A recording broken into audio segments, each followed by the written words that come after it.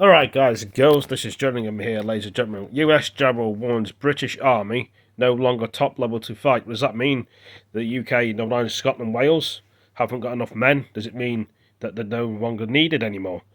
Like Iraq and Afghanistan? What does it mean that the US can do it themselves? I don't know. I could get it right, could get it wrong. Let's see what they say in here. US General warns British any more no longer top level for to fight. After this silly advert, we hate adverts. Drive them mad. Britain has long prided itself in fielding a force that others seek to follow. Ow. I still think they needed to fight anyway. A reference army that decades of cuts have shrunk its size and strength. Because they can't afford to keep the British Army in. Now, sources have revealed a senior US general told the Defence Secretary, pictured here with his troops, that the British Army is no longer regarded as a top-level or Tier 1 fighting force. It's a sorry slide the service hopes to fix, but insiders say it needs more cash from the UK's wartime Prime Minister in the wake of Russia's invasion of Ukraine. A defence source, speaking anonymously, said about the army, it's an entire service unable to protect the UK and our allies for a decade. Defence is the thing you do when you've done everything else, but we now live in a time where we need a government that puts defence first so that the country can be defended and then also worry about its health, its education and its potholes. Ukraine bears the scars of a country that wasn't able to deter an invasion, like the town of Borodyanka. Defence sources say the war here should be a huge wake-up call for most Western allies to get serious about their own defences, something that hasn't really happened since the Cold War. As things stand for the UK, its military would run out of ammunition in just a few days if called upon to fight, and it lacks the ability to protect British skies from the level of missile strikes that Ukraine's enduring.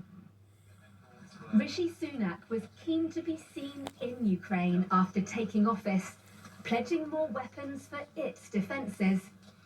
That speeding up the rearming of his own military didn't even make it onto the list of his top priorities. Vladimir Putin's full-scale war has prompted well over half of NATO's 30 member states to unveil new plans to grow their armed forces. This includes Germany, which will allocate an extra 100 billion euros, and France, which will lift defence spending by 40% in the coming years. By contrast, Mr. Sunak has made no new pledges, though he is refreshing a review of defence policy which could lead to more money. A government spokesperson said, "The Prime Minister is clear that we have to do everything necessary to protect our people, which is why the UK has the largest defence budget in Europe, and in 2020 we made the biggest investment in the UK defence industry since the Cold War."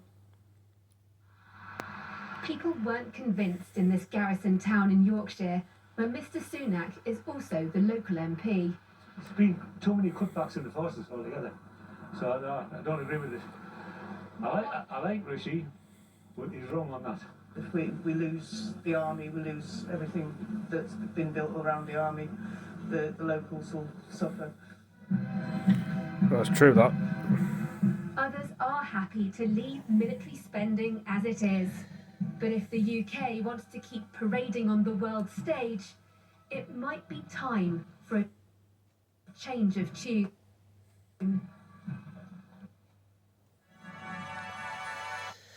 Totally true, that is.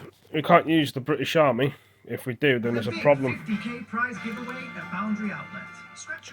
So there's going to be a big problem on that, I think. I want to see the other news I can actually put onto YouTube, but I'll find a way to put it on there in a minute once I've done this.